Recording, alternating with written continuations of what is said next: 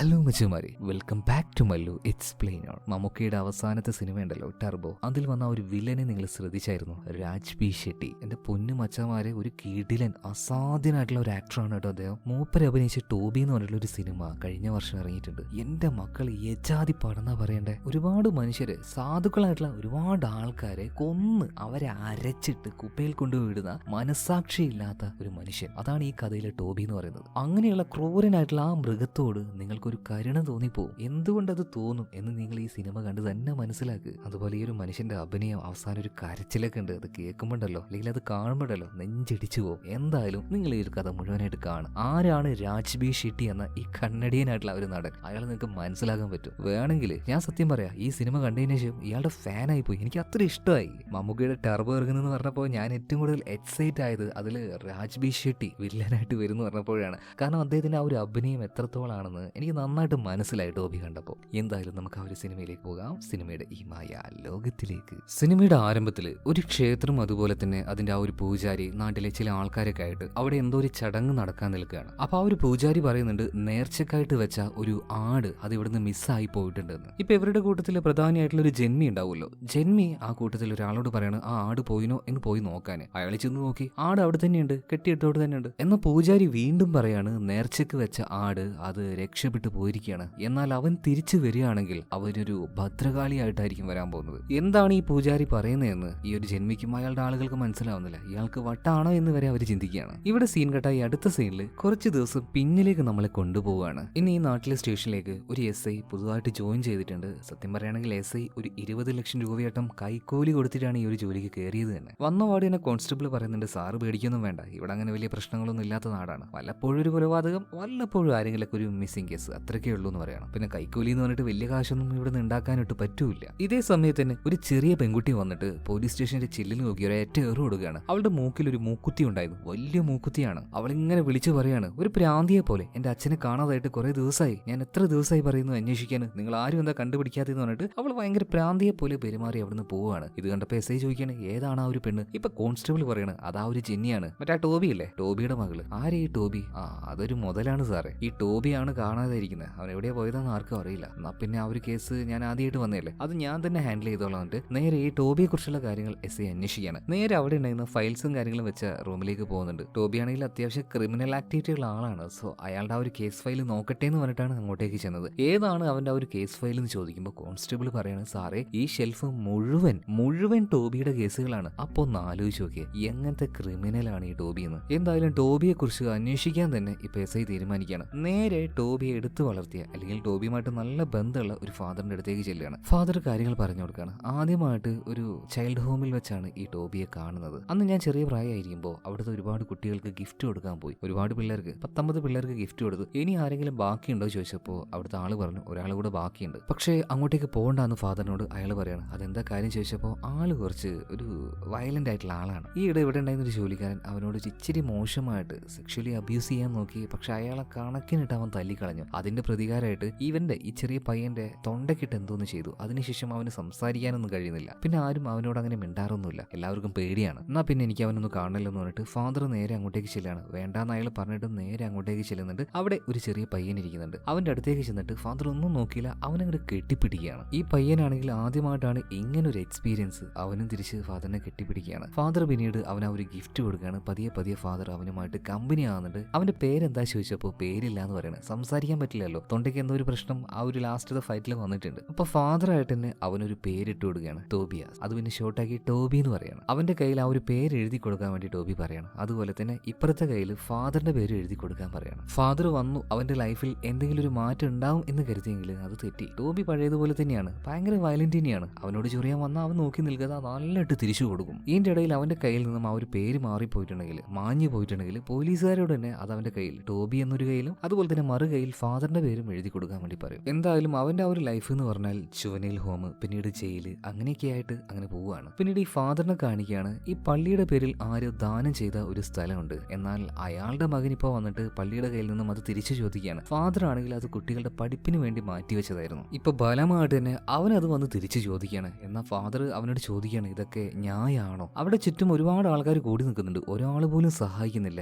ഈ വന്ന ആളെ എല്ലാവർക്കും ഭയമായിരുന്നു. സോ ഫാദറിന്റെ കയ്യിൽ നിന്ന് ബലമായിട്ട് തന്നെ ഉപ്പും കാര്യങ്ങളും മേടിക്കാൻ നിൽക്കുകയാണ്. ആ സമയത്ത് നന്നായിട്ട് മഴ പെയ്യുന്നുണ്ട്. ഒരു നിവൃത്തിയില്ല, ഞാൻ ദൈവത്തിലേക്ക് കൈകൂപ്പി. ആ സമയത്താണ് ജയിലിൽ നിന്ന് റിലീസായ ടോബി അങ്ങോട്ടേക്ക് എത്തുന്നത്. സത്യം പറയുകയാണെങ്കിൽ അതെനിക്ക് വലിയൊരു ആശ്വാസമായിരുന്നു. പക്ഷെ സാറേ, ഞാനൊന്ന് വിളിച്ചപ്പോൾ എന്റെ അരികിലേക്ക് വന്നത് ഒരു മാലാഖി ആയിരുന്നില്ല. അതിനു മുന്നേ ഒരു ചെകുത്താനായിരുന്നു വളരെ വേഗത്തിൽ വന്നത്, ടോബി എന്ന ചെകുത്താന്. എന്നിരുന്നാലും അവൻ വന്ന സമയത്ത് കണ്ടത് എന്നെ ഉപദ്രവിക്കുന്ന ഈ ആൾക്കാരെയാണ്. ഒരെണ്ണം പോലും പിന്നീട് മര്യാദക്ക് നടന്നു പോയിട്ടില്ല. അമ്മാതിരി അടിയാണ് ഓരോന്നിനെയും ടോബി അടിച്ചത്. അതുകൊണ്ട് തന്നെ മറ്റാരുടെയും സഹായം ഇല്ലാതെ ആ ഒരു സ്ഥലം പള്ളിയുടെ പേരിൽ തന്നെയായിരുന്നു. മറ്റൊരു ജോലി ഇല്ലാത്തതുകൊണ്ടും കൂടെ ആരും ഇല്ലാത്തതുകൊണ്ടും സംസാരിക്കാൻ പറ്റാത്തതുകൊണ്ടും ഈ ഒരു പള്ളിയിൽ തന്നെ ഒരു വാച്ച്മാനെ പോലെ ഞാൻ അവന് ജോലി കൊടുത്തു. അപ്പൊ ഇങ്ങോട്ടേക്ക് പ്രാർത്ഥനയ്ക്കായിട്ട് വരുന്നവര്, മറ്റുള്ള ആവശ്യങ്ങൾക്കായിട്ട് വരുന്നവര്, അവരുടെ ആ ഒരു കാറ് പാർക്ക് ചെയ്യുക, അങ്ങനെയുള്ള കാര്യങ്ങളൊക്കെയാണ് അവൻ നോക്കാറ്. സംസാരിക്കൊന്നുമില്ല, വിസിലിങ്ങനെ അടിച്ചു കൊടുക്കും, അപ്പോൾ റിവേഴ്സ് വരും. മതിയെങ്കിൽ ജസ്റ്റ് വടി കൊണ്ട് അവൻ ആ ഒരു കാറിൽ തട്ടും. ഒരു ദിവസം ഇതുപോലെ കുറച്ച് പൈസക്കാരനായിട്ടുള്ള ഒരാൾ വന്നിട്ട്, ഏയ് നിനക്കെന്താ സംസാരിച്ചൂടെ, വായി തുറന്ന് പറഞ്ഞൂടെ, കാർ നിർത്തിക്കുമെന്ന്. അതിനു പകരം വടി വെച്ച് കാറിൽ ഇങ്ങനെ തട്ടുകയാണെങ്കിൽ അത് മോശമല്ലാതെന്ന് ചോദിച്ചപ്പോ ടോബി ഒന്നും നോക്കില്ല, ഇയാളുടെ ചെള്ള നോക്കി ഒരൊറ്റ അടി കൊടുക്കുകയാണ്. ഒരു വികാരം ഇല്ലാതിരിക്കുകയാണ്. ഇയാൾ നേരെ പോയിട്ട് ഫാദറിന്റെ അടുത്ത് കംപ്ലൈന്റ് പറയുന്നുണ്ട്. ഇയാളാണെങ്കിൽ ഈ പള്ളിയുടെ മെയിൻ ആയിട്ടുള്ള ഒരാളായിരുന്നു. പിന്നെ ഒരു ദിവസം ഗേറ്റിന്റെ അവിടെ ഇരുന്ന് അവൻ ബീഡി വലിച്ചുകൊണ്ടിരിക്കുകയായിരുന്നു. അത് വലിക്കരുത് എന്ന് പറഞ്ഞ ആളുടെ മുന്നിൽ ആ ഒരു ബീഡി താഴെയിട്ട് അയാളുടെ ചെള്ളക്ക് നോക്കി ഒരൊറ്റ അടി കൊടുത്തു. അയാളും എന്നോട് വന്ന് കംപ്ലൈന്റ് പറഞ്ഞു. ഇതെല്ലാം പോട്ടെ, അവൻ ബാറിൽ പോയിട്ട് നന്നായിട്ട് മദ്യപിച്ചു. കാശ് ചോദിച്ചപ്പോൾ ഇപ്പുറത്തെ കയ്യിലുണ്ടായിരുന്ന എന്റെ പേരാണ് അവൻ കൈ തുറന്ന് കാണിച്ചു കൊടുത്തത്. ആ കള്ളി ഷോപ്പിന്റെ ഓണർ ഇങ്ങോട്ടേക്ക് വന്ന് എന്നോട് കാശ് ചോദിച്ചു. ഇനി അവൻ എപ്പോ വന്നാലും കാശ് മേടിക്കാനായിട്ട് ഇങ്ങോട്ടേക്ക് വരാനാ പറയുന്നത്. ഫാദർ പറഞ്ഞു, ഇനിയെങ്ങാനും ഈ വഴിക്ക് വന്നാൽ ഇത് അവസാനത്തെയാണ്. എന്തായാലും പല ഭാഗത്തുനിന്നും പല കംപ്ലൈന്റ് ആയപ്പോൾ ഞാൻ അവനെ പതിയെ പറഞ്ഞു വിട്ടു എന്ന് പറയാം. എന്നൊരു ദിവസം കുർബാന നടന്നുകൊണ്ടിരിക്കുമ്പോൾ രണ്ട് കയ്യിലും വലിയ രണ്ട് മീനുമായിട്ട് അവൻ നേരെ പള്ളിയിലേക്ക് വരേണ്ടേ. അവനങ്ങനെ മീൻ പിടിച്ചിട്ടുണ്ടെങ്കിൽ ആരെങ്കിലും ഒരാളെ ഇത് പഠിപ്പിച്ചു കൊടുത്തതായിരിക്കുമല്ലോ. അതാരാണ് ചോദിച്ചപ്പോൾ അയാളുടെ പേര് ദാമോദരൻ എന്നാണ്. അങ്ങനെ നേരെ ഈ ദാമോദരന്റെ അടുത്തേക്ക് ചെല്ലുകയാണ്. അയാൾ ഒറ്റയ്ക്ക് താമസിക്കുന്ന കേട്ടോ. അപ്പൊ അയാളോട് കാര്യങ്ങൾ ചോദിച്ചപ്പോൾ ടോബിയെ എങ്ങനെയാണ് നിനക്ക് പരിചയം? അപ്പൊ ഈ ദാമോദരനും കാര്യങ്ങൾ പറഞ്ഞു കൊടുക്കുകയാണ്. ഒരു ദിവസം ഞാൻ മീൻ പിടിക്കാനായിട്ട് പുഴയരികിൽ അങ്ങനെ ഇരിക്കുകയായിരുന്നു. ആ സമയത്താണ് രാത്രി ഒരു ചൂണ്ടയുമായിട്ടിരിക്കുന്ന ഇവനെ കാണുന്നത്. ഞാനൊരു ബീഡി ഉണ്ടോന്ന് ചോദിച്ചു. അവൻ ഇങ്ങോട്ടേക്ക് വന്നൊരു ബീഡി തന്നു. എന്നാൽ അവൻ സംസാരിക്കുന്നുണ്ടായിരുന്നില്ല. അപ്പോഴാണ് എനിക്ക് മനസ്സിലായത് ആളൊരു ഊമയാണെന്ന്. എന്നാലും ഞാൻ ആംഗ്യ ഭാഷയിൽ ഓരോ കാര്യങ്ങളൊക്കെ ചോദിച്ചു. ചെറുതായിട്ട് അവിടെ വെച്ചൊന്ന് കമ്പനിയായി. അതുപോലെ തന്നെ എനിക്കൊരു ശീലമുണ്ട്, ആരെങ്കിലും എന്നോട് നല്ലൊരു കമ്പനിയായിട്ട് വന്നാൽ ഞാൻ എന്റെ അസിസ്റ്റന്റ് ആയിട്ട് വരുന്നു എന്ന് ചോദിക്കും. എന്റെ ജോലിയിൽ അങ്ങനെ ഒരു അസിസ്റ്റന്റിന് ആവശ്യമാണ്. അങ്ങനെ ഞാൻ ടോബിയും ആ ഒരു ജോലിക്ക് അസിസ്റ്റന്റ് ആയിട്ട് വരുന്നു എന്ന് ചോദിച്ചു. അവനും സമ്മതം മൂളി. പക്ഷെ ആരും എന്റെ അടുത്ത് 2-3 ദിവസത്തിൽ കൂടുതൽ നിൽക്കാറില്ല. കാരണം എന്റെ ജോലി മോർച്ചറിയിലാണ്. അവിടെ വരുന്ന ബോഡികളെ പോസ്റ്റ്മോർട്ടം ചെയ്യുന്ന ഡോക്ടറെ ഹെൽപ്പ് ചെയ്യുന്ന ഒരു പണിയാണ് എനിക്ക്. എന്നാൽ ആ ഒരു പണി ഞാൻ ടോബിയെ കാണിച്ചു കൊടുത്തു. അവൻ എന്താണെന്നറിയില്ല സാറേ, ഭയങ്കര സന്തോഷത്തോടു കൂടി ആ ഒരു ജോലി ചെയ്യുമ്പോൾ അവന്റെ മുഖത്ത് ആ ഒരു ചിരി ഞാൻ കാണാറുണ്ടായിരുന്നു. ബേസിക്കലി ഒരു സൈക്കോയാണെന്ന് പറയണം. അങ്ങനെ പണിയെല്ലാം കഴിഞ്ഞ് അന്ന് രാത്രി ഞങ്ങൾ മീൻ പിടിക്കാൻ വന്നിട്ട് ഇവിടെ അങ്ങനെ ഇരിക്കുകയായിരുന്നു, അതായത് ഈ ഒരു പുഴയരികിൽ. അപ്പൊ ഞാൻ അവനോടൊരു കാര്യം പറഞ്ഞു, അതായത് രാത്രി കാലങ്ങളിൽ ഒറ്റയ്ക്ക് ഇങ്ങോട്ടേക്ക് വരാൻ പാടില്ല.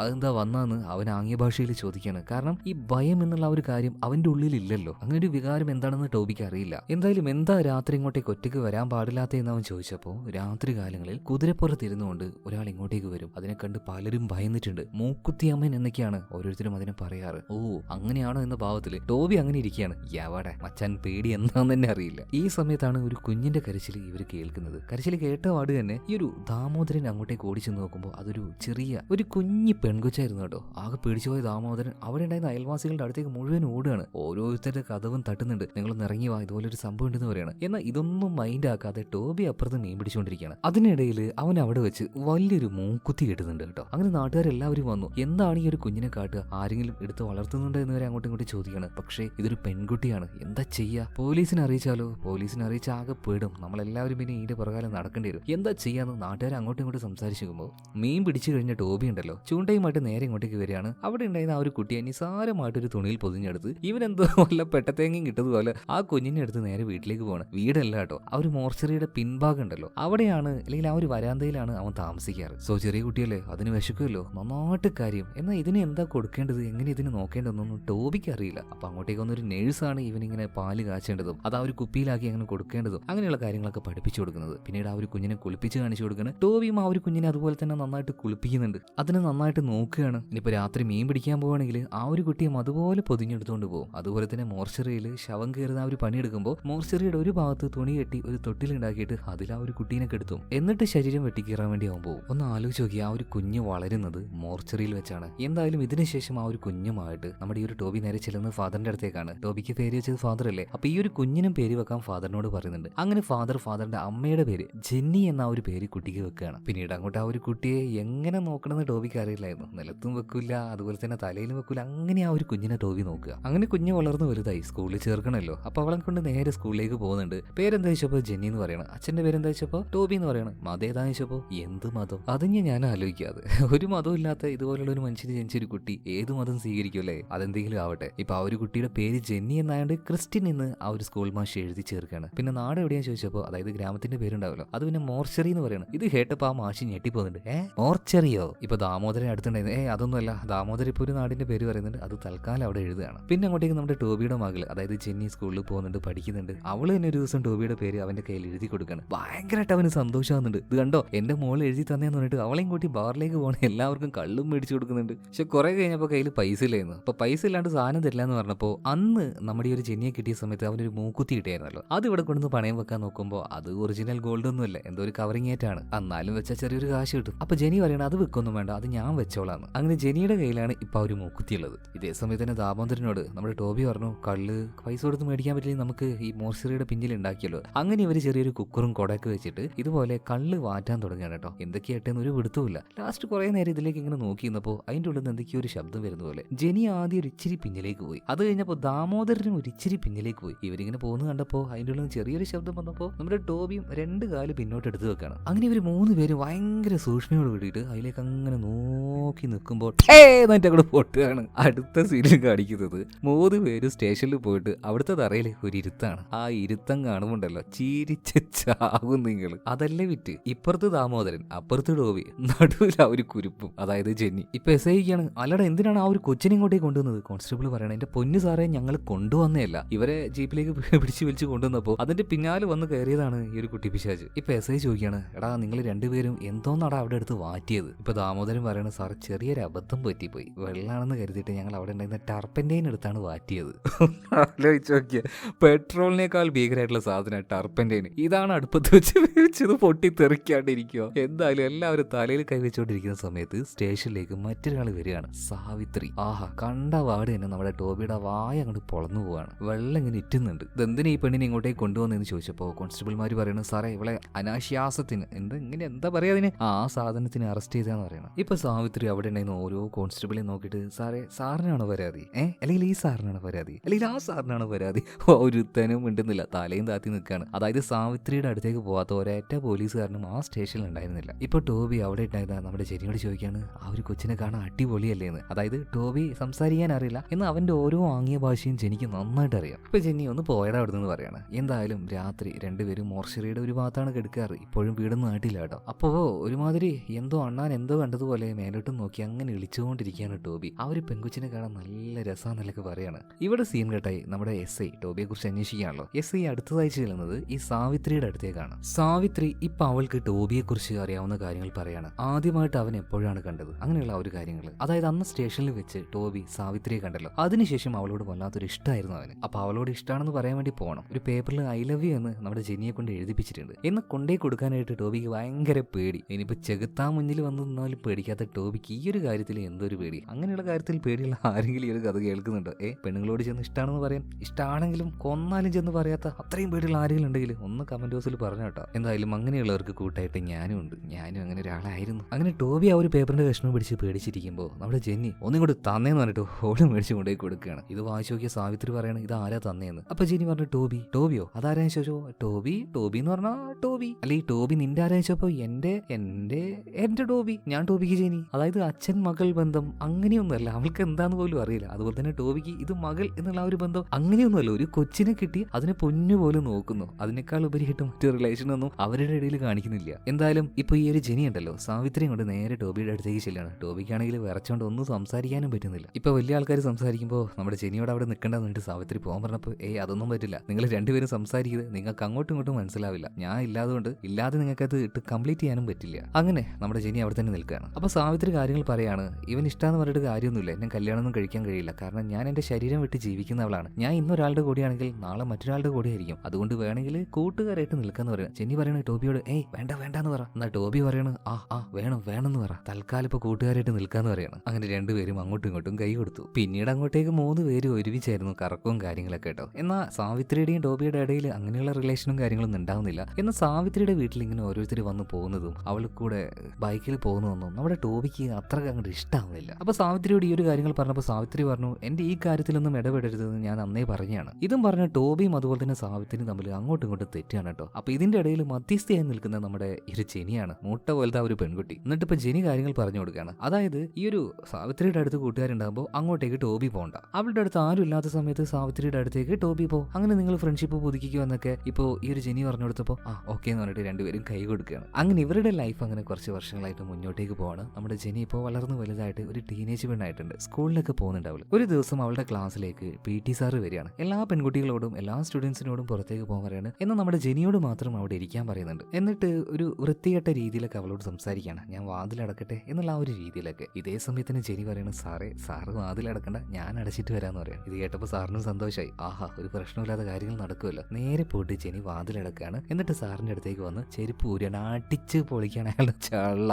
അങ്ങനെ തന്നെ വേണമെന്ന്, അങ്ങനെ ധൈര്യം കാണിക്കണം പെൺകുട്ടികൾ. പിന്നെ പറയേണ്ട, സ്കൂളിന്റെ ആ ഒരു വരാന്തയിലൂടെ ഒരു പാട്ടി എറിഞ്ഞു ഓടിക്കുന്ന പോലെ സാറിന് ഓടിപ്പിക്കുകയാണ് അവള്. എന്തായാലും ഇതോട് കൂടിയിട്ട് ഇനി സ്കൂളിലേക്ക് പോകുന്നില്ല എന്ന് നമ്മുടെ ഈ ഒരു ജെനി തീരുമാനിക്കണം. സാവിത്രി പറയണം, അത് ചെയ്യേണ്ട മോളെ, ലാസ്റ്റ് എന്നെ പോലെയൊക്കെ ആവും, നീ നന്നായിട്ട് പഠിക്കടി എന്നൊക്കെ പറയുമ്പോൾ എന്നെ കൊണ്ട് പഠിക്കാൻ പറ്റില്ല സാവിത്രി ചേച്ചി, ഞാൻ എന്തെങ്കിലുമൊക്കെ ജോലി ചെയ്തോളാം എന്ന് പറയാണ്. അതുപോലെ തന്നെ ടോബിയോട് പറയണ ആ മണ്ണുണ്ണിയോട് പറഞ്ഞിട്ട് ഒരു കാര്യമില്ല എന്ന് പറയണം. അതായത് ഞാൻ പറഞ്ഞല്ലോ, ഒരു ചെറിയ കുട്ടിയായിരിക്കുന്ന സമയത്ത് അവളുടെ കാര്യങ്ങളൊക്കെ നന്നായിട്ട് നോക്കിയിരുന്നു. എന്നാൽ ഒരു പ്രായമായിട്ട് അവൾ അവളുടെ കാര്യം നോക്കാൻ തുടങ്ങിയപ്പോൾ ടോബിയുടെ വഴിക്കായി. അങ്ങനെ പുഴയിലൊക്കെ പോയിട്ട് കക്കയെല്ലാം പെറുക്കി അത് വെക്കുന്ന ഒരു ജോലി ഇപ്പൊ അവള് ചെയ്യാണ്. എപ്പോഴും താമസിക്കുന്ന ആ ഒരു മോർച്ചറിയുടെ ഭാഗത്ത് തന്നെയാണ്. അപ്പൊ ഈ ജോലിയെല്ലാം കഴിഞ്ഞ് തിരിച്ച് ഈ മോർച്ചറിയുടെ ഭാഗത്തേക്ക് പോകുമ്പോൾ അവിടെ വരുന്ന ആൾക്കാർ ഒന്ന് വരുമോ കൂടെ കെടുക്കുമോ എന്നൊക്കെ അവളോട് ചോദിക്കുന്നുണ്ട്. ഒന്നും മിണ്ടാതെ അവളോട് പോകട്ടോ. ഇപ്പൊ ടോബിയെ കാണിക്കുകയാണെങ്കിൽ അവൻ ജോലി ചെയ്യും, കാശ് കൊണ്ട് നന്നായിട്ട് കുടിക്കും, ലക്കും ലഗാനും ഇല്ലാതെ അങ്ങനെ നടക്കും. അതായത് ഒരു തെരുവ് നായെ പോലെ നടക്കാൻ തന്നെ പറയാം. കുറെ കഴിയുമ്പോൾ സാവിത്രിയുടെ വീടിന്റെ അടുത്തേക്ക് ചെല്ലും, അവളുടെ ജനല് മുട്ടും. എന്നിത്തവണ സാവിത്രിക്ക് അറിയാം ജനല് മുട്ടാനായിട്ട് അവൻ ഇങ്ങോട്ടേക്ക് വരുന്നത്. നല്ല ചൂടുകൾ എടുത്ത് ഒരേറ്റ ഒഴിക്കൽ ഒഴിക്കുകയാണ് അവന്റെ മുഖത്ത് നോക്കിയിട്ട്. എന്നിട്ട് സാവിത്രി ചോദിക്കുകയാണ്, നിന്റെ മകള് പണിയെടുത്ത് കാശുണ്ടാക്കി ആ കാശ് കൊണ്ട് കള്ള് കുടിച്ച് നടക്കുകയാണല്ലേ പട്ടി. അപ്പൊ ടോബി പറയാണ്, എനിക്ക് നിന്നെ കല്യാണം കഴിക്കണം, എനിക്ക് നിന്റെ കൂടെ ജീവിക്കണം എന്ന്. അപ്പൊ ടോബിയോട് സാവിത്രി പറഞ്ഞു, ആദ്യം നീ പോയിട്ട് ഒരു വീടുണ്ടാക്ക്, എന്നിട്ട് ആ വീട്ടിലേക്ക് നിന്റെ മകളെ മാറ്റി പാർപ്പിക്കുക, എന്നിട്ട് മതിയടാ എന്നെ കെട്ടാൻ വരുന്ന കാര്യം എന്നൊക്കെ പറയണം. അങ്ങനെ ടോബി ഒരു വീട് വേണമല്ലോ, ഒരു ജോലി വേണമല്ലോ. ഇതിനൊക്കെ ആയിട്ട് ബാങ്കിൽ ലോണിന് പോവാണ്. അപ്പൊ അവിടെയുള്ള ആൾക്കാർ എന്താണ് നിന്റെ ജോലി എന്നൊക്കെ ചോദിക്കുന്നുണ്ട്. എന്നാൽ ടോബിക്ക് സംസാരിക്കാൻ പറ്റും. അപ്പൊ അവനിങ്ങനെ കാണിച്ചു കൊടുക്കണം, തലങ്ങനെ വെട്ടി കഴുത്ത് കയറി ഇങ്ങനൊക്കെ ആക്കിയിട്ടുള്ള ഒരു ജോലിയാണ്. ഇതെല്ലാം കണ്ട് ആരെങ്കിലും ലോൺ കൊടുക്കുവോ? എവിടെ കിട്ടിയില്ല. ഇവിടെ സീൻ കട്ടായി അടുത്ത സീനിൽ ഈ സിനിമയിലെ തന്നെ മറ്റൊരു മെയിൻ ആയിട്ടുള്ള കഥാപാത്രത്തെ കാണിക്കുകയാണ്. അവന്റെ പേരാണ് ആനന്ദ്. കഥയുടെ തുടക്കത്തിൽ നിങ്ങൾ കണ്ടില്ലേ, ഈ നാട്ടിലെ ഒരു വലിയ ജന്മിയെ, ആ ജന്മി തന്നെയാണ് ഈ ആനന്ദ്. എന്നാൽ ആനന്ദ് ചെറുപ്പക്കാരനായിരിക്കുന്ന സമയത്ത് അവന്റെ അവസ്ഥ നിങ്ങൾ കണ്ടോ? പുറത്തുനിന്ന് കുറച്ച് ആടിനെ ഇറക്കിയിട്ട് അവനിവിടെ ഇറച്ചി കച്ചവടം നടത്തുകയാണ്. എന്നാൽ ഈ നാട്ടിലെ റെഡ്ഡി എന്ന് പറഞ്ഞ ഒരാളുണ്ട്. അയാളും അയാളുടെ ആളുകല്ലാതെ ഇറച്ചി കച്ചവടം ഇവിടെ നടത്തില്ല, കാരണം അത് ഭയങ്കര പ്രോഫിറ്റ് ഉള്ള കാര്യമാണ്. ഇങ്ങോട്ടേക്ക് വന്നിട്ട് അതിൽ മുഴുവനും റെഡ്ഡിയും അയാളുടെ ആൾക്കാരും കൂടെ മണ്ണെണ്ണ ഒഴിച്ചു വെക്കുകയാണ്. എന്നിട്ട് നമ്മുടെ ആനന്ദിനോട് പറയാണ്, ഇനി മേലാൽ ഈ ഒരു പരിപാടി ഇവിടെ ചെയ്താൽ അടുത്തത് ഒഴിക്കാൻ പോകുന്നത് നിന്റെ തലയിലൂടെ ആയിരിക്കും, പിന്നെ പോസ്റ്റർ ഒട്ടിക്കും. അറിയാലോ ഞാൻ പോസ്റ്റർ ഒട്ടിച്ചു കഴിഞ്ഞാൽ, അതായത് ഈ റെഡ്ഡിയും ഗ്യാങ്ങും കൂടെ ഒരാളുടെ പേര് പറഞ്ഞ് കാണാനില്ല എന്ന് പറഞ്ഞിട്ട് പോസ്റ്റർ ഒട്ടിക്കുകയാണെങ്കിൽ അയാളെ റെഡ്ഡി കൊന്നു കളയുമെന്നാണ് അതിന്റെ ആ ഒരു ഉദ്ദേശം. എന്നിരുന്നാലും അങ്ങനെ പേടിച്ച് പിന്മാറാനൊന്നും പറ്റില്ലല്ലോ. ഈ ആനന്ദും അവന്റെ കൂടെ രണ്ട് കൂട്ടുകാരുണ്ട്. രണ്ടുപേരും കൂടെ വീണ്ടും കുറച്ച് ആടിനെ ഇറക്കുകയാണ്. പിന്നെ പണി ശരിക്കും കൊണ്ട് പാളി എന്ന് പറയാലോ. ഈ റെഡ്ഡിയുടെ ആൾക്കാർ വന്നിട്ട് ആനന്ദിന്റെ ഫോട്ടോ ഒട്ടിച്ചിട്ട് കാണാനില്ല എന്ന് പറഞ്ഞിട്ട് അവിടെ ഇവിടെ കൊട്ടിക്കാണ്. അതിനർത്ഥം ഇനി ആനന്ദിനെ അവർ തീർക്കാൻ പോവാണെന്ന്. പേടിച്ചു പോയ ആനന്ദ് രണ്ട് കൂട്ടുകാരും കൂടെ നാട് വിടുകയാണ്, കാട്ടിൽ പോയിട്ട് ഒളിച്ചിരിക്കുകയാണ്. അപ്പൊ ഈ കൂട്ടുകാർ പറയുന്നുണ്ട്, എടോ ആനന്ദേ, നമ്മളിങ്ങനെ പേടിച്ചിരുന്നിട്ട് എന്താ കാര്യം, എങ്ങനെയെങ്കിലും നമുക്ക് അവനൊന്ന് തട്ടിയാലോ എന്ന് പറയണം. അപ്പൊ ആനന്ദ് ചോദിക്കുകയാണ്, ഡാ നിനക്ക് ധൈര്യം ഉണ്ടാ ആ റെഡ്ഡിയുടെ മുന്നിൽ പോയി നിൽക്കാണ്, മൂത്രമൊഴിക്കില്ല നീയൊക്കെ, മൂത്രമൊഴിക്കില്ല, എന്നിട്ടാണ് തട്ടാൻ പോകുന്നത്. ഈ സമയത്താണ് ഇവര് ടോബിയെ പരിചയപ്പെടുന്നത് കേട്ടോ. അപ്പൊ ടോബിയോട് ചോദിക്കുകയാണ്, നിനക്കൊന്ന് ഹെൽപ്പ് ചെയ്യാൻ പറ്റുമെന്ന്. എന്ത് ജോലിയാണെന്ന് അറിയില്ല, എന്തൊരു ജോലി ഏൽപ്പിക്കുന്നുണ്ട്. അപ്പൊ അതിന് പകരമായിട്ട് എനിക്കൊരു വീട് വെച്ച് തരുമെന്ന് ടോബി ചോദിക്കുന്നുണ്ട്. ആനന്ദ് അതിന് സമ്മതിക്കുകയാണ്. പിറ്റേ ദിവസമായി ഇവരുടെ നാട്ടിലേക്ക്, അതായത് ഈ ആനന്ദിന്റെ കടയുടെ മുന്നിലേക്ക് ഒരു ലോറിയിൽ ഒരുപാട് ആൾക്കാരെ ആരും ഒരാൾ വന്ന് ഡെലിവറി ചെയ്യാണ്. ഇത് കണ്ട് ആനന്ദ് പേടിച്ച് വിറച്ചു പോവാണ്. അയ്യോ ഇത് ഡെലിവറി ചെയ്ത ഞാനല്ല എന്നൊക്കെ പറഞ്ഞിട്ട് നിലവിളിച്ച് കരയുന്നുണ്ട് കേട്ടോ. കാരണം ഇത്രയും ആളുകളെ ഈ നാട്ടിലേക്ക് കൊണ്ടുവന്ന് ഇറക്കിയിട്ടുണ്ടെങ്കിൽ റെഡ്ഡിയുടെ ഗ്യാങ് അപ്പൊ തന്നെ വരും ഈ ആനന്ദിനെ വെട്ടി നുറുക്കിയിടും. എന്തായാലും വിചാരിച്ചതുപോലെ തന്നെ റെഡ്ഡിയുടെ ഗ്യാങ് അങ്ങോട്ടേക്ക് എത്തുകയാണ്. ആനന്ദിനെ ഇപ്പൊ അവര് വെട്ടിക്കൂട്ടും എന്ന് ആനന്ദ് കാല് പിടിച്ച് പറയണേ, ഇത് ഞാനല്ല ചെയ്തേന്ന്. അപ്പൊ ആരാടെ ഇത് ചെയ്തതെന്ന് പറയുമ്പോൾ അത്രയും ആടുകളുടെ ഇടയിൽ നിന്നും ഒരു കൈ ഇങ്ങനെ പൊന്തി വരികയാണ്. അതിൽ ടോബി എന്ന പേരുണ്ടായിരുന്നു. ആ ഒരു വരുത്ത് തന്നെ ഉണ്ടല്ലോ മച്ചന്മാരെ, ലുക്കിലല്ല കാര്യം, ആറ്റിറ്റ്യൂഡിലാണ് കാര്യം. ആ ആറ്റിറ്റ്യൂഡ് കാണുമ്പോൾ രോമ എഴുന്നേറ്റ് നിൽക്കും. ഞാനാണ്ടാ ചെയ്തേ, ആരാടാ ചോദിക്കാൻ എന്ന ഭാവത്തിൽ അവന്റെ ഒരു ഇരിപ്പുണ്ട്. ഇതിനുശേഷം ഓരോരുത്തരുമാര് ടോബിയുടെ അടുത്തേക്ക് വരികയാണ്. എന്നാൽ പുഷ്പം പോലും ഓരോന്നിനെയും മടിച്ചിടുന്നുണ്ട്. മാത്രമല്ല ആ ഒരു അറവുശാലയുടെ സൈഡിലായിട്ട് അവന് വലിയൊരു കത്തി വെച്ചായിരുന്നു. ആ കത്തി അങ്ങോട്ട് എടുക്കുകയാണ്. ഇങ്ങനെ ഓരോരുത്തരെയും അടിക്കുന്ന സമയത്ത് അവൻ ഓരോ കാര്യങ്ങൾ മനസ്സിൽ ഇമാജിൻ ചെയ്യാണ്. വീടിന് തറക്കല്ലിടുന്നു, അടുത്ത ആൾ വരും, അടുത്ത ആളുടെ കൈയും കാലും വെട്ടി ഒടിക്കുകയാണ്. ആ സമയത്ത് വീടിന്റെ ചുമര് തേച്ചു, അതിന് വെള്ളം നനക്കുന്നു. ഇനി ലാസ്റ്റ് വേറൊരാൾ വന്നു, അയാളെ തല്ലിക്കൊന്നതിന് ശേഷം അവൻ ആലോചിക്കുന്നത് വീടെല്ലാം കെട്ടി നമ്മുടെ സാവിത്രിയെ വിവാഹം കഴിക്കുന്ന കാണിക്കുന്നതാണ്. ഒന്ന് ആലോചിച്ച് നോക്കിയേ, വയലൻസിന്റെ ഇടയിൽ റൊമാൻറ്റിക് ആയിട്ട് ചിന്തിക്കുക. ഇവനെ പോലെ ചിന്തിക്കാൻ വേറെ ഏതെങ്കിലും മനുഷ്യന് കഴിയുമോ? അവസാനം ആ ഒരു റെഡ്ഡി,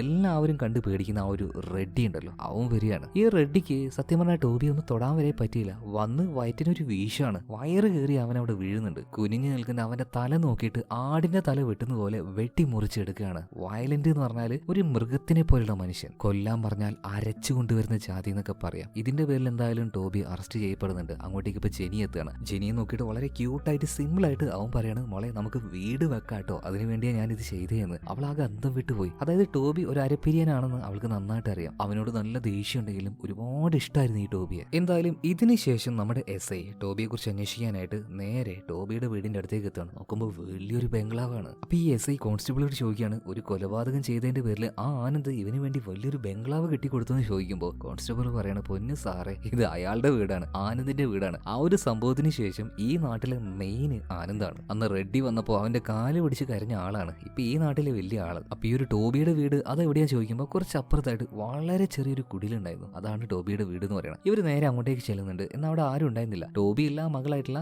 ഈ ജെനിയും ഇല്ല. അപ്പൊ അവരെവിടെ പോയിന്ന് അയൽവാസിയായിട്ടുള്ള സ്ത്രീയോട് ചോദിച്ചപ്പോൾ അവൾ ഇവിടെ ഇല്ല, കുഞ്ഞിനെ ഏൽപ്പിച്ച് അവൾ എങ്ങോട്ടോ പോയി എന്ന് പറയാണ്. അങ്ങനെ ഈ അയൽവാസിയായിട്ടുള്ള സ്ത്രീയോട് ചോദിക്കാണ്, നിങ്ങൾക്ക് എന്തെങ്കിലും ഈ ഒരു ടോബിയെ കുറിച്ച് അറിയുമെന്ന്. അതുപോലെ ടോബി അത്രയ്ക്ക് ഹെൽപ്പ് അവന് ചെയ്തിട്ടും അവൻ എന്താ ഒരു നല്ല വീട് വെച്ചു കൊടുക്കാത്തത് എന്നൊക്കെ ചോദിച്ചപ്പോൾ ഈ അയൽവാസിയായിട്ടുള്ള സ്ത്രീ ഓരോ കാര്യങ്ങൾ പറഞ്ഞു കൊടുക്കുകയാണ്. അതായത് ആ സംഭവത്തിന് ശേഷം ആനന്ദ് അവന്റെ ബിസിനസ് ഓരോന്നായിട്ട് പതിയെ ഇവിടെ ഡെവലപ്പ് ചെയ്തുകൊണ്ട് വന്നു. പിന്നീട് അത് വലിയ രീതിയിലേക്ക് വളർന്നു. സ്വർണം കടത്തുന്ന പരിപാടിയിലേക്ക് വരെ എത്തി. ഈ ഒരു കാര്യം അവിടെ ഉണ്ടായിരുന്ന കസ്റ്റംസ് ഓഫീസർ കണ്ടുപിടിച്ചു. അവന് ചെറുതായിട്ടൊന്ന് ഭീഷണിപ്പെടുത്തിയിട്ടുണ്ടായിരുന്നു. ഈ സമയത്താണ് ടോബി ജയിലിൽ നിന്ന് ഇറങ്ങുന്നത്. കൂട്ടനായിട്ട് ദാമോദരനും അതുപോലെ തന്നെ ജെനിയും വന്നിട്ടുണ്ട്. രണ്ടുപേരും വന്നിട്ടുണ്ട്. അപ്പൊ അവരോട് ചോദിക്കാണ്, സാവിത്രി അവൾ എവിടെയെന്ന്. അപ്പൊ സാവിത്രി മറ്റേതൊരുത്തിനെ കെട്ടി ആ പരിപാടിയെല്ലാം നിർത്തി ഒന്ന് ലൈഫ് ഒന്ന് സെറ്റിലായി മാറിയിട്ടുണ്ട്. രാത്രി തന്നെ കുട്ടിച്ച് പൂസായിട്ട് ജഡ്ഡി മാത്രം ഇട്ടുകൊണ്ട് പാവം നമ്മുടെ സാവിത്രിയുടെ വീട്ടിന്റെ മുന്നിൽ വെച്ച് അവളെ കളിയാക്കി കൊണ്ടിട്ട് എന്റെ ഉച്ച വരെ ഒരു വല്ലാത്ത ഡാൻസ് ആണത്. ടോബി ആ ഒരു ഡാൻസ് കളിക്കുകയാണ്. ഇപ്പൊ ചെരുപ്പ് ഊരിക്കൊണ്ട് ജെനി അങ്ങോട്ടേക്ക് ഓടി വരുന്നുണ്ട്. അടിച്ചു ഓടിക്കുകയാണ് ദാമോദരനെയും അതുപോലെ തന്നെ നമ്മുടെ ടോബിയും. ഇതെല്ലാം മുകളിൽ നിന്നുകൊണ്ട് സാവിത്രി കാണുന്നുണ്ട് കേട്ടോ. അതായത് അവൾക്ക് ഒരുപാട് ഇഷ്ടമായിരുന്നു ഈ ഒരു ടോബിയെ. എന്നിരുന്നാലും അവൾക്ക് അവളുടെ ആ ഒരു ജീവിതം നോക്കണ്ടേ. എന്തായാലും ജയിലിൽ നിന്ന് വന്ന് പിന്നെ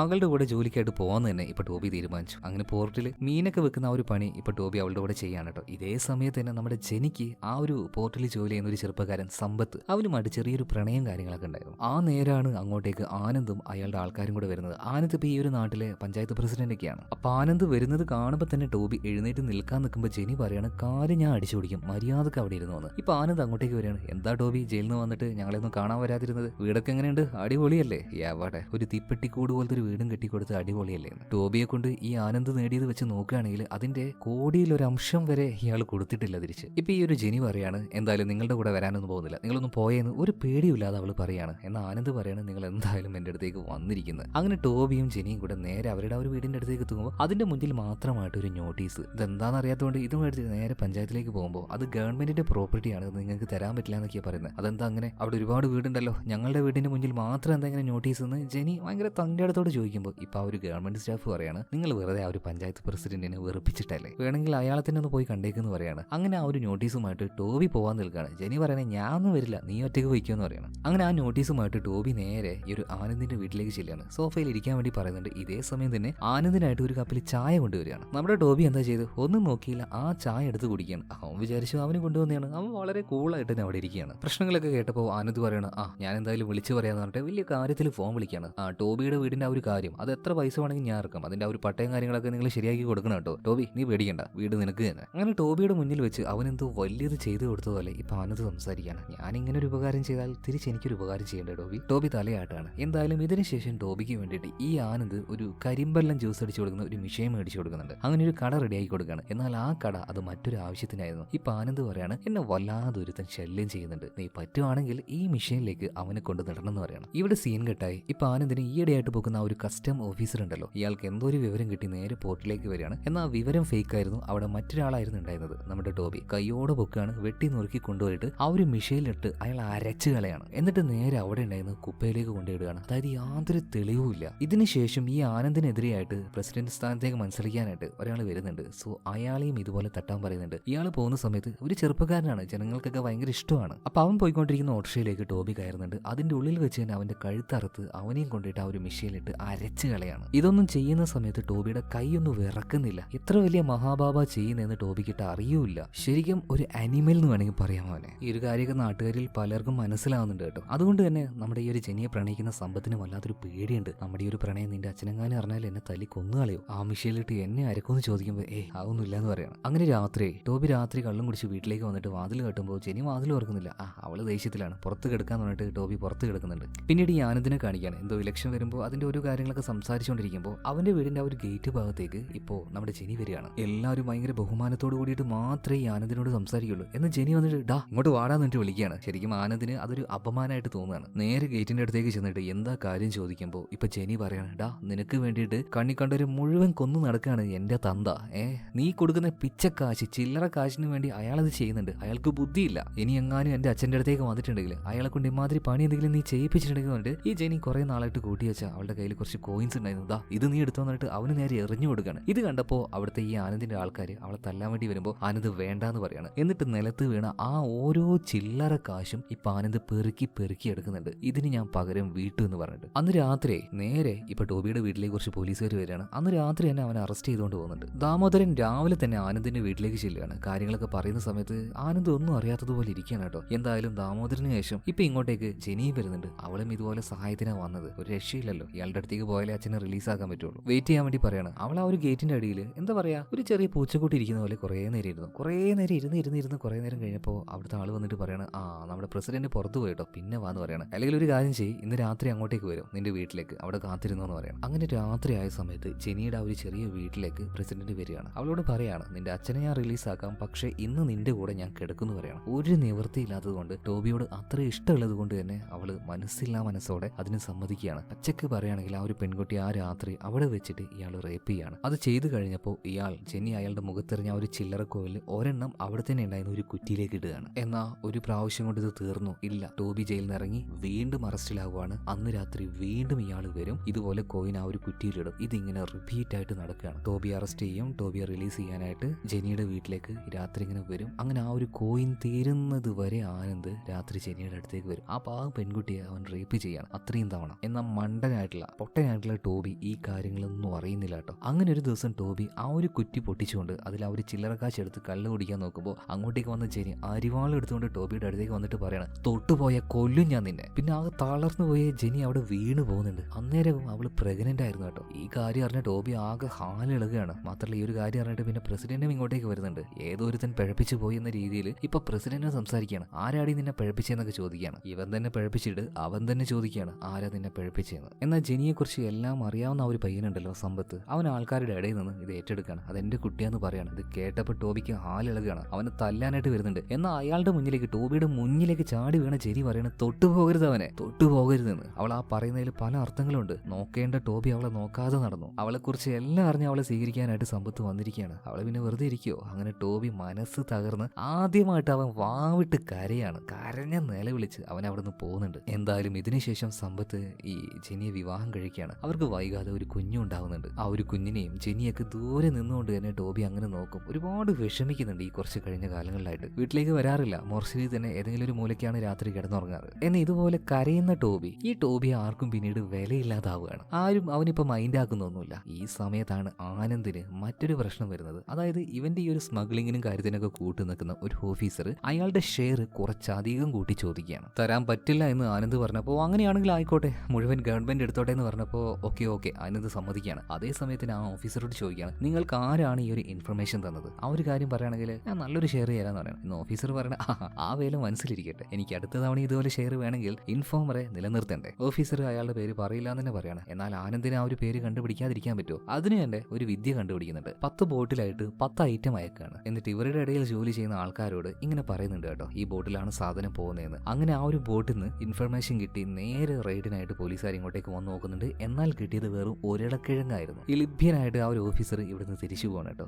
എന്നാൽ ആരാണ് ഒറ്റിയതെന്ന് ഇവിടെ വെച്ചിട്ട് ആനന്ദിന് മനസ്സിലായി. അതായത് ജോലി ചെയ്യുന്ന കുറെ പേരുണ്ടല്ലോ, ഓരോരുത്തരോടും വേറെ ബോട്ടിന്റെ പേരാ പറഞ്ഞത്. അപ്പൊ ഈ ഒരു ബോട്ടിന്റെ പേര് പറഞ്ഞത് നമ്മുടെ ജെനിയുടെ ഹസ്ബൻഡ് ഉണ്ടല്ലോ സമ്പത്തിനോടായിരുന്നു. അപ്പൊ അവനാണ് ആ ഒരു ഇൻഫോമർ. അതായത് ഭയങ്കര കുറുക്കനാണ് ഈ ഒരു ആനന്ദ്. അവന്റെ ആ ഒരു കുറുക്കൻ ബുദ്ധി ഇവിടെ എടുക്കാണ്. അതായത് എങ്ങനെയെങ്കിലും സമ്പത്തിനെ കൊല്ലണം. പക്ഷേ ടോബി എങ്ങാനും പറഞ്ഞാൽ നമുക്ക് പണിയാവും. അതുകൊണ്ട് നമുക്ക് വേറൊരു രീതിയിൽ കളിക്കാന്ന് പറഞ്ഞിട്ട് നേരെ മോർച്ചറിയിലേക്ക് ടോബിയെ കാണാനായിട്ട് ആനന്ദ് ചെല്ലുകയാണ്. കുറെ കാര്യങ്ങളൊക്കെ സംസാരിച്ച്, എല്ലാ ടോബി നീ വീട്ടിലേക്കൊന്നും പോകാറില്ലെന്ന് ചോദിച്ചപ്പോൾ അവിടെ മരുമകനുണ്ട്, എനിക്ക് അങ്ങോട്ട് പോകാൻ പറ്റില്ല എന്ന് പറഞ്ഞപ്പോൾ, അത് വലിയൊരു വിഷയമാണല്ലേ. എടാ നിനക്ക് അവനങ്ങോട്ട് കൊന്നു കളഞ്ഞൂടെ? പിന്നെ നിന്റെ മോളുണ്ട്, അവളുടെ ആ ഒരു കുഞ്ഞുണ്ട്, അവരുടെ കൂടെ സമാധാനത്തിൽ ജീവിച്ചൂടെ നിനക്ക്? അങ്ങനെ പറഞ്ഞ് സമ്പത്തിനെ കൊല്ലാനുള്ള ആ ഒരു ദേഷ്യം ഇപ്പൊ ടോബിയുടെ ഉള്ളിൽ ആനന്ദ് ഇട്ടു കൊടുക്കുന്നു. ഒന്ന് നോക്കി ഇയാളുടെ ഒരു ബുദ്ധി. സമ്പത്തിനെ കൊല്ലുകയും ചെയ്യാം, എന്നാൽ ടോബിയുടെ ആ ഒരു ശത്രുത ഉണ്ടാവുകയില്ല. സ്വന്തം അച്ഛനെ കൊണ്ട് തന്നെ മരുമകനെ കൊല്ലിക്കുക. അങ്ങനെ ജെനി ഇല്ലാത്ത സമയം നോക്കിയിട്ട് സമ്പത്തിനെ കൊല്ലാനായിട്ട് വീട്ടിലേക്ക് കയറാണ്. അവൻ ഉറങ്ങിക്കിടക്കായിരുന്നു. തോർത്തെടുത്ത് അവന്റെ കഴുത്ത് മുറുക്കാണ്. ദയാന്ന് പറഞ്ഞത് ടോബിക്കില്ല കേട്ടോ. സമ്പത്താണെങ്കിൽ കിടന്ന് പെടഞ്ഞോണ്ടിരിക്കുകയാണ്. അധികം വൈകിയാൽ അവൻ മരിക്കുന്നു. അപ്പോഴേക്കും അങ്ങോട്ടേക്ക് ജെനി എത്തുന്നുണ്ട്. അവൾ കണ്ട് ടോബിയെ പിടിച്ചു മാറ്റുകയാണ്. ഞാൻ നിങ്ങളുടെ മോളല്ലേ, എന്റെ ഭർത്താവല്ല അവനെ തന്നെ നീ കൊല്ലാൻ നോക്കുകയാണെന്നൊക്കെ ചോദിച്ചപ്പോൾ ടോബി പറയണേ എനിക്ക് ഇവന് ഇഷ്ടമില്ല, അതുപോലെ നീ എന്റെ മകളുമല്ല, നീ എന്നോട് നന്ദി കാണിക്കുന്നില്ല, ഞാൻ നീ വഴിയരികിലായപ്പോൾ നിന്നെ എടുത്ത് വളർത്തിയത്. അങ്ങനെ ഓരോ കാര്യങ്ങൾ പറഞ്ഞ് ടോബി ഇങ്ങനെ കരയുമ്പോൾ ഇപ്പൊ ജെന്നി പറയണ വൃത്തികെട്ടവനെ, നിന്റെ ആ ഒരു കടക്ക് ഞാൻ എന്നേ വീട്ടിയതാടാ. ഓരോ തവണ നിന്നെ പോലീസുകാർ പിടിച്ചുകൊണ്ടുപോകുമ്പോഴും അവളുള്ള സത്യം മുഴുവൻ അങ്ങോട്ട് വിളിച്ചു പറയാണ് കേട്ടോ. ഓരോ തവണ പോലീസുകാർ പിടിച്ചുകൊണ്ടുപോകുമ്പോഴും നിന്നെ വിടിപ്പിക്കാൻ വേണ്ടിയിട്ട് ആ നാറി ആനന്ദ് എന്താ ചെയ്തേന്നറിയോ? ഓരോ ദിവസവും എന്റെ അടുത്തേക്ക് വരും. ഞാൻ അവനോട് നീയൊക്കെ ആണാണോ എന്ന് ചോദിച്ചതിന്റെ പേരിൽ അവൻ ആണാണെന്ന് എന്നെ തെളിയിപ്പിച്ച് കാണിക്കുകയായിരുന്നു. ഓരോ തവണയും അവൻ എന്നെ ഉപദ്രവിച്ചു, റേപ്പ് ചെയ്തു. എന്റെ വയറ്റിലുണ്ടായിരുന്ന കുഞ്ഞുതാ ഈ കിടക്കുന്ന സമ്പത്തിന്റെ അല്ല, നിന്റെ മുതലാളി ആ ഒരു ആനന്ദ് ഉണ്ടല്ലോ അയാളുടെ സമ്മാനാണിത്. ഇതെല്ലാം അറിഞ്ഞുകൊണ്ട് എന്നെ സ്വീകരിച്ചവനാണ് ഈ സമ്പത്തിന്. അവനെയാണല്ലോ നീ കൊല്ലാൻ നോക്കിയത്. ഇതറിഞ്ഞ സമയത്തുണ്ടല്ലോ ടോബി തരിച്ചു പോകുന്നുണ്ട്. അതുപോലെ ജെന്നി ചോദിക്കുന്നുണ്ട്, അവൻ എന്നെ എത്ര വട്ടം ഉപയോഗിച്ചു എന്ന് അറിയണമെങ്കിൽ ദാ കാണുന്ന കുറ്റി നീ പൊട്ടിച്ചു നോക്ക്. അതിൽ ഓരോ കോയിന്റെ എണ്ണവും പറയുന്നത് എന്നെ അവൻ നശിപ്പിച്ചതിന്റെ എണ്ണാണ്. ശരിക്കും ടോബി എന്ന് പറഞ്ഞ ആ ഒരു മനുഷ്യൻ ഇവിടെ വെച്ചാണ് ബ്രോക്കായി പോകുന്നത്. തകർന്നു പോവാണ്. ആ ഒരു മനുഷ്യന്റെ അഭിനയം എന്താണെന്ന് അവിടെ വെച്ച് കാണിച്ചു തരികയാണ്. കരഞ്ഞു പോകും മച്ചാന്മാരെ. അവിടെ വെച്ചിട്ട് സംസാരിക്കാൻ പോലും കഴിയാത്ത ആ ഒരു ഊമ ഒരു വല്ലാത്ത കരച്ചിൽ കരുന്നുണ്ട്. കരഞ്ഞ് നിലത്ത് വീണു പോവാണ്. നിലത്ത് വീണിട്ട് ഒരു കുട്ടിയെ പോലെ പെടഞ്ഞ് കരയാണ്. കാരണം ആ ഒരു മനുഷ്യന് താങ്ങാവുന്നതിലും എത്രയോ അപ്പുറമായിരുന്നു ഈ ഒരു പെയിന്. അരിവാളങ്ങട്ട് എടുക്കുകയാണ്. ആനന്ദിന്റെ കൊരവള്ളി അറുക്കാൻ വേണ്ടി പോകുന്ന സമയത്ത് ജെനി തടുക്കുകയാണ് കേട്ടോ. വേണ്ടാന്ന് പറയാണ്. കാരണം അറുക്കുകയാണെങ്കിൽ എത്ര പേരെ നീ അറുക്കും? അവനെ, അവന്റെ അനിയനെ, കൂട്ടുകാരെ. ഇതിന്റെ പേരിൽ നീ ജയിലിൽ പോവാണെങ്കിൽ ഇനിയും അവന്റെ ആൾക്കാർ എന്റെ അടുത്തേക്ക് വരില്ലേ, എന്നെ ഇതുപോലെ ഉപദ്രവിക്കില്ലെന്ന് കേട്ടപ്പോൾ ശരിക്കും നമ്മുടെ ടോബിക്കും ഉള്ളിലൊരു പേടി കൊടുക്കുകയാണ്.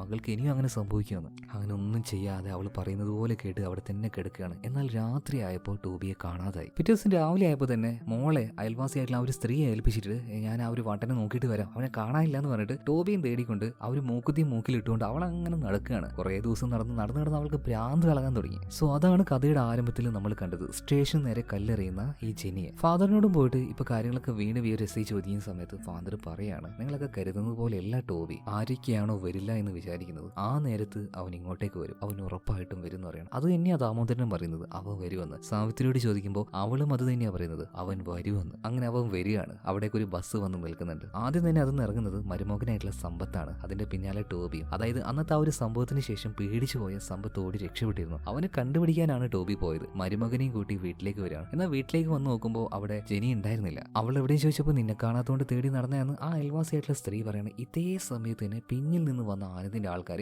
അവനെ അടിച്ചിടുകയാണ്. തലയുടെ പിന്നിൽ കിട്ടിയ അടി ആയതുകൊണ്ട് തന്നെ ടോബിയുടെ ബോധം പോകുന്നുണ്ട്. എന്നാൽ അങ്ങോട്ടേക്ക് വന്ന ആൾക്കാർ നിമിഷ നേരം കൊണ്ട് സമ്പത്തിനെ ഒരുപാട് തവണ വെട്ടി കൊന്നുകളയാണ്. ഇതിനുശേഷം ടോബിയും അറുത്തു മുറിച്ചിടുന്നുണ്ട്. എല്ലാവരും ചത്തു എന്ന് കഴിഞ്ഞ് പോയപ്പോൾ ഈ അയൽവാസിയായിട്ടുള്ള സ്ത്രീ ഉണ്ടല്ലോ വേഗം തന്നെ ഇവരെ ആശുപത്രിയിലേക്ക് കൊണ്ടുപോവാണ്. എന്നാൽ ഹോസ്പിറ്റലിലേക്ക് എത്തിയപ്പോഴേക്കും മരുമകൻ സമ്പത്ത് മരണപ്പെട്ടു. എന്നാൽ ടോബിക്ക് ഇപ്പോഴും ജീവനുണ്ട്. വേഗം ആശുപത്രിയിലേക്ക് എത്തിച്ചു. ട്രീറ്റ്മെന്റും കാര്യങ്ങളൊക്കെ കൊടുക്കുകയാണ്. ഇപ്പോൾ ആ ഒരു കോൺസ്റ്റബിളും പുതുതായിട്ട് വന്ന എസ് ഐയും കാര്യങ്ങളൊക്കെ ഇവിടെ ഉണ്ട് കേട്ടോ. സോ അധികം വൈകില്ല ടോബിയും മരണപ്പെട്ടു പോകാനാണ് സാധ്യത. അവന്റെ ദേഹത്ത് അത്രയും മാരകമായിട്ടുള്ള മുറിവും കാര്യങ്ങളും ഉണ്ടായിട്ടുണ്ട്. ഇപ്പൊ ഇവിടെ തന്നെ നിൽക്കാൻ വേണ്ടി അവരോട് പറയാണ്. ഇതേ സമയത്ത് തന്നെ ഈ ടോബിയെ നോക്കിയ ആ ഒരു ഡോക്ടർ ഉണ്ടല്ലോ, ഡോക്ടർ അങ്ങോട്ടേക്ക് വരുന്നുണ്ട്. ഡോക്ടറോട് ഇപ്പൊ അയൽവാസിയായിട്ടുള്ള ആ ഒരു സ്ത്രീ ചോദിക്കുകയാണ്, സാറേ എന്തായി ഇവൻ രക്ഷപ്പെടുമെന്ന്. അപ്പൊ ഡോക്ടർ പറയാണ്, ടോബി രക്ഷപ്പെടാതിരിക്കുന്നതാണ് ഏറ്റവും നല്ലത്. ഈ ഒരു വേദനയിൽ അവൻ മരിച്ചു പോവുകയാണെങ്കിൽ അവൻ ഏറ്റവും നല്ലതായിരിക്കും. അതെന്താ ഡോക്ടർ നിങ്ങൾ അങ്ങനെ പറഞ്ഞു ചോദിച്ചപ്പോൾ ഡോക്ടർക്ക് മറ്റൊരു കാര്യം പറയാനുണ്ടായിരുന്നു. ഇനി ഇവൻ ജീവിക്കുകയാണെങ്കിൽ ഓരോ ദിവസവും വേദനിച്ചുകൊണ്ട് ജീവിക്കേണ്ടി വരും. എന്താ ഡോക്ടർ നിങ്ങൾ കാര്യം പറഞ്ഞു ചോദിച്ചപ്പോൾ ഈ ജെനി ടോബിയെ തേടിക്കൊണ്ട് അങ്ങനെ ഓരോ സ്ഥലത്തൂടെ നടന്നായിരുന്നല്ലോ. അങ്ങനെ ആശുപത്രിയിലേക്ക് വന്നു. അവിടെ ഉണ്ടായിരുന്ന ഈ സർജിക്കൽ ബ്ലേഡ് അവൾ എടുത്തുകൊണ്ട് പുറത്തേക്ക് പോയി. അപ്പൊ അത് മേടിക്കാനായിട്ട് ഞാൻ അവളുടെ പിന്നാലെ ചെന്നു. അത് തരാൻ വേണ്ടി പറഞ്ഞു. അവൾ തന്നില്ല. എന്നാൽ കുറച്ച് കഴിഞ്ഞിട്ട് ആ ആനന്ദിന്റെ ഇറച്ചിക്കടയുടെ അതിലൂടെ പോയി നോക്കിയപ്പോൾ അയാളുടെ കയ്യിൽ ഒരു പാട് ഞാൻ കണ്ടായിരുന്നു. മിക്കവാറും അത് ആ ഒരു ബ്ലേഡ് കൊണ്ട് അവൾ വരച്ചതായിരിക്കണം. എന്തൊരു സംശയം തോന്നി ഞാൻ അങ്ങോട്ടേക്ക് പോയപ്പോൾ നിലത്ത് നിറയെ രക്തമായിരുന്നു. ചില മുടിയും കാര്യങ്ങളൊക്കെ ഞാൻ അവിടെ കണ്ടു. അതിന്റെ കൂട്ടത്തിൽ തന്നെ ആ മൂക്കുത്തിയും. അതിനർത്ഥം ആനന്ദ് ആ ഒരു ഇറച്ചിക്കടയിലിട്ട് പാവം ചെന്നിയെ വെട്ടി നുറുക്കി കൊന്നു കളഞ്ഞു എന്ന് പറയണം. ഇതൊന്നും അവൻ അറിയാത്തതാണ്. അറിയാതെ അവൻ മരണപ്പെട്ടു പോട്ടെ എന്ന് ഇപ്പൊ ഡോക്ടർ പറഞ്ഞപ്പോൾ അയൽവാസിയായിട്ടുള്ള സ്ത്രീ പറയാണ്, സാറേ അതവൻ കേട്ടു കഴിഞ്ഞു എന്ന് പറയാണ്. പിന്നിലേക്ക് നോക്കുമ്പോൾ ടോബി കണ്ണ് തുറന്നു കിടക്കുകയാണ്. നില വിളിച്ചുകൊണ്ട് നെഞ്ചു പൊട്ടി കരയുന്നുണ്ട്. അവന്റെ ശരീരത്തിന്റെ പല ഭാഗങ്ങളിലും ഓട്ട വീണിരിക്കുകയാണ്. തലയിൽ വരെ ഒരു കീറലുണ്ട്. അതേ അവസ്ഥയിൽ തന്നെ അവൻ നേരെ എഴുന്നേറ്റ് ഓടുകയാണ്. എങ്ങോട്ടേക്ക്? വേസ്റ്റ് ഇളകുന്ന ആ ഒരു ഭാഗത്തേക്ക്. അവിടെ മുഴുവനായിട്ടും തപ്പി നോക്കുകയാണ് എന്താ സംഭവിച്ചിട്ടുണ്ടാവുക എന്ന് ടോബിക്ക് ഉറപ്പായിരുന്നു. അങ്ങനെ അവൻ ചെന്ന് നോക്കുമ്പോൾ ഈ വേസ്റ്റിന്റെ ഇടയിലായിട്ട് നന്നായിട്ട് അരഞ്ഞു കിടക്കുന്ന ഇറച്ചിയും അതിന്റെ ഇടയിൽ ഒരു മൂക്കുത്തിയും കാണുകയാണ്. അതായത് ആ കിടക്കുന്ന ഇറച്ചി കഷ്ണങ്ങൾ അത് അവന്റെ മകളായിട്ടുള്ള ജെന്നിയുടേതാണ്. നിലവിളിച്ച കാര്യമാണ്. എത്രയോ ആൾക്കാരെ ഇതുപോലെ അരച്ചു കൊന്നതാണ് ടോബി. അവന്റെ മകൾക്കും ഇതേ അവസ്ഥ വന്നിരിക്കുകയാണ്. ഇതിനുശേഷം ആ ഒരു മൂക്കുത്തി എടുത്തുകൊണ്ട് നേരെ വീട്ടിലേക്ക് ചെല്ലുകയാണ്. മകൾ അന്ന് ഇട്ടുവെച്ച മകളല്ല, അന്ന് ആനന്ദ് വീട്ടിലേക്ക് വന്ന് ഓരോ ദിവസവും ഇട്ടുവെച്ച ആ ഒരു കോയിൻ ബോക്സ് അവൻ പൊട്ടിക്കുകയാണ്. അതിൽ ഓരോ കോയിൻ എടുക്കുന്നുണ്ട്, അതിൽ ആണി അടിച്ചു വെക്കുകയാണ്. ഇതിനുശേഷം എന്തോ ഒരു ഭാവത്തിൽ അവിടെ ഉണ്ടായിരുന്ന ഒരു തട്ടാന്റെ വീട്ടിലേക്ക് ടോബി ചെല്ലുന്നുണ്ട്. അവന്റെ മൂക്ക് കുത്തി അതിൽ ഈ ഒരു മൂക്കുത്തി ഇട്ട് കൊടുക്കാൻ പറയാണ്. കുളിച്ച് വൃത്തിയായി ഒരു പ്രത്യേക രീതിയിൽ പുടവ് പോലെ എന്തൊക്കെയോ അവന്റെ ദേഹത്ത് ചുറ്റിയിട്ട് അവന്റെ മൂക്കിൽ ആ ഒരു തട്ടാൻ അത് ഇട്ട് കൊടുക്കുകയാണ്. ഇതിനുശേഷം ഉത്സവം നടക്കുന്ന ഭാഗത്ത് കാണിക്കുകയാണ്. അതായത് കഥയുടെ ആരംഭത്തിൽ കാണിച്ച കാര്യം ഈ ഒരു ഉത്സവമാണ്. അവിടേക്ക് ഈ വരുന്ന ആൾക്കാരെ ഹോഴ്സ് റൈഡിങ്ങിന് വേണ്ടിയിട്ട്, അതായത് കുതിരപ്പുറത്ത് സവാരി കൊണ്ടുപോകാനായിട്ട് ചില ആൾക്കാരൊക്കെ വന്നിട്ടുണ്ട്. സോ അവരോട് ഈ പരിപാടി ഇവിടെ നടക്കില്ല എന്ന് പറയാണ്. കാരണം ഇവിടെ ഒരു വിശ്വാസമുണ്ട്, കുതിരപ്പുറത്ത് ഈ സമയത്ത് ആകെ ഒരാൾ മാത്രമേ കയറുള്ളൂ, നമ്മുടെ മൂക്കുത്തിയമ്മൻ അല്ലാതെ മറ്റൊരാൾ കുതിരപ്പുറത്ത് ഇവിടെ കയറാൻ പറ്റില്ല. സോ ഞങ്ങളുടെ ആചാരത്തെ നിങ്ങൾ തെറ്റിക്കരുത്, ഇവിടെ നിന്ന് പോകണം എന്നൊക്കെ പറയാണ്. ഇവിടെ സീൻ കണ്ട ഈ അടുത്ത സീനിൽ ഇപ്പോൾ ആനന്ദിനെ കാണിക്കുകയാണ്. നാട്ടിലെ വലിയ പ്രമാണിയൊക്കെ അല്ലേ. സോ ഇവിടെ വെച്ച് ഒരു ആടിന്റെ ബലി നടക്കാൻ പോവാണ്. അതേ സമയത്ത് തന്നെ ആനന്ദിനോട് ആൾക്കാർ വന്ന് പറയാണ്, നിങ്ങൾ പേടിക്കുന്നു വേണ്ട, ടോബിയുടെ കാര്യം ഏകദേശം തീരാനായിട്ടുണ്ട്, രക്തം വാർന്നു കിടക്കുകയാണ്. ഒരു വൃത്തികെട്ട ചിരിയോട് കൂടിയിട്ട് ആനന്ദ് അത് കേൾക്കുകയാണ്. അതുപോലെ തന്നെ ബലി കൊടുക്കാനുള്ള ആടിനെ ഇങ്ങോട്ടേക്ക് കൊണ്ടുവന്നിട്ടുണ്ട്. പൂജാരി മറ്റേ പൂജയും കാര്യങ്ങളൊക്കെ ചെയ്തുകൊണ്ട് ആ ഒരു പുകയെല്ലാം പാർപ്പിച്ചുകൊണ്ട് അങ്ങോട്ടേക്ക് വരുന്നുണ്ട്. ഈ സമയത്ത് ആൾക്കാർക്കൊക്കെ എന്തോ ഒരു ഫീല്, എന്തോ ഒന്നും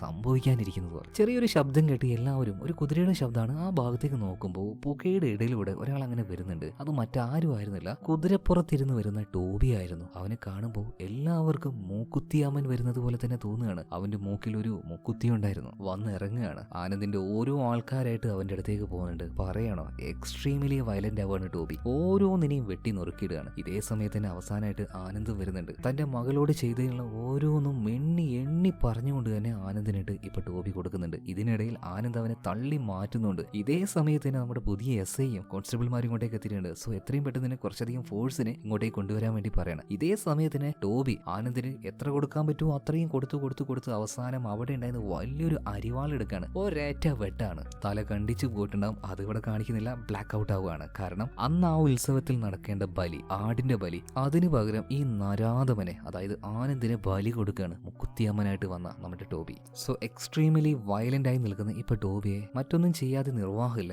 SI ഇപ്പൊ അവിടെ വെച്ച് അവനെ ഷൂട്ട് ചെയ്യാണ്. വെടിയേറ്റ് ടോബി അവിടെ വീഴുന്നുണ്ട്. അവസാനം ആ ഒരു ഉത്സവ പറമ്പിൽ വെച്ച് മുക്കുത്തിയമ്മനായിട്ട് വന്ന ടോബി മരണപ്പെടുകയാണ്. അവന്റെ അടുത്തേക്ക് നമ്മുടെ ജെനിയുടെ ആ ഒരു കുഞ്ഞ് ഓടി വരുന്നുണ്ട്. മുത്തശ്ശനെ തട്ടിക്കൊണ്ട് ആ ഒരു ചെറിയ പെൺകുട്ടി കരയാണ്. ഇപ്പൊ അങ്ങോട്ടേക്ക് നമ്മുടെ ഫാദർ വരും. ആ ഒരു കുട്ടി എടുക്കുകയാണ്. ആ കാഴ്ച കുറെ അധികം നേരം കാണാതിരിക്കാനായിട്ട് ആ ഒരു കുഞ്ഞുമായിട്ട് അവിടുന്ന് പോവാണ്. പോകുന്നതിന് മുന്നേ ആയിട്ട് ഫാദർ ആ പോലീസുകാരൊന്നും നോക്കുന്നുണ്ട്, നിങ്ങൾ ചെയ്തത് നല്ലതാണ്, അവൻ ആ ഒരു മരണം അർഹിക്കുന്നുണ്ട്. അതുപോലെ തന്നെ ഇനി അവൻ ജീവിച്ചാൽ ഇതിനേക്കാൾ ഒരുപാട് ഉപരിയായിട്ട് അവൻ വേദനിക്കും. അതിനേക്കാൾ നല്ലത് നല്ല രീതിയിൽ അവൻ മരിച്ചു പോയിക്കോട്ടെ. തീർച്ചയായിട്ടും അവൻ മരിച്ച സമയത്ത് ഒരുപാട് വിഷമം തോന്നുകയാണെങ്കിലും അവൻ മരിക്കുന്നത് തന്നെയാണ് നല്ലത് എന്ന് നിങ്ങൾക്ക് ആർക്കെങ്കിലും തോന്നിയോ? തോന്നിയിട്ടുണ്ടെങ്കിൽ നിങ്ങൾ കമന്റ് ബോക്സിൽ ഒന്ന് പറ. ഈ കഥ നിങ്ങൾ എത്രത്തോളം കരയിപ്പിച്ചു, അല്ലെങ്കിൽ എന്താ പറയുക, വേദനിപ്പിച്ചു, അതിനെക്കുറിച്ചും കമന്റ് ബോക്സിൽ പറയണം കേട്ടോ. എന്നാൽ ഇതിനേക്കാൾ നല്ലൊരു കഥയുമായിട്ട് നമുക്ക് നാളെ വീണ്ടും കാണാം. Okay, by.